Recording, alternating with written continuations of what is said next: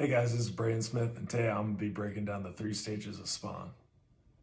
So first I'm going to talk about the pre-spawn. The pre-spawn is when the bass are headed out of their deeper waters, head to their shallow flats. They're pretty hungry at this point. They need to feed pretty heavily because during the spawn, they're not going to eat for 10 to 14 days. So they need to build up their energy now so they have enough energy for the spawn. And what they feed on most heavily during this time is crawfish. So you want to mimic something that looks like a craw. So for instance, getting some type of jig paired up with a craw trailer, lipless crankbait in a craw pattern, and a medium diver crankbait and craw pattern.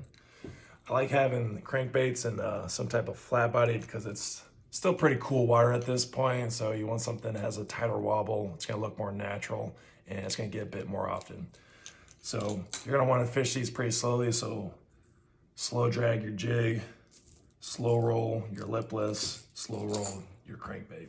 So going pretty slow and you're gonna get a lot of bites off that because they're gonna lock in on those crawfish patterns. So now we're on to the spawn.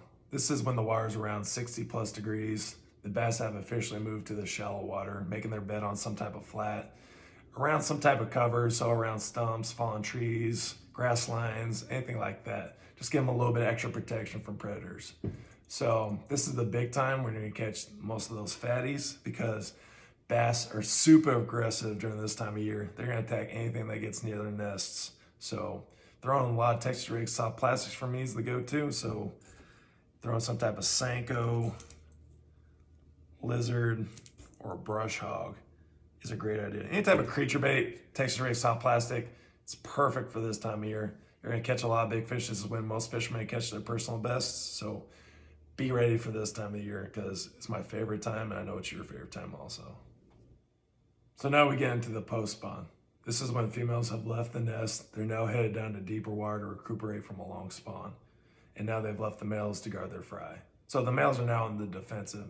And what they're gonna be doing is looking up above, seeing predators in the area, and they're gonna be striking from down below.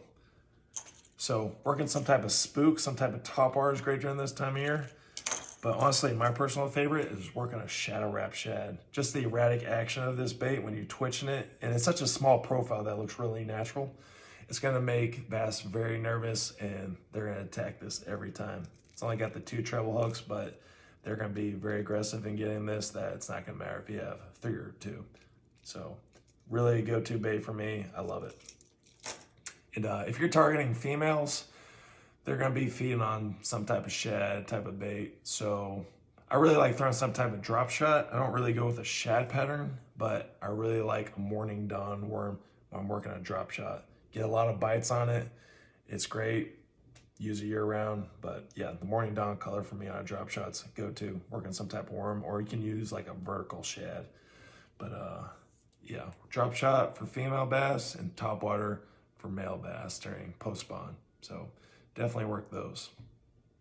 So that's my breakdown on the 3 stages of spawn. Let me know what type of lures you like to work during each stage.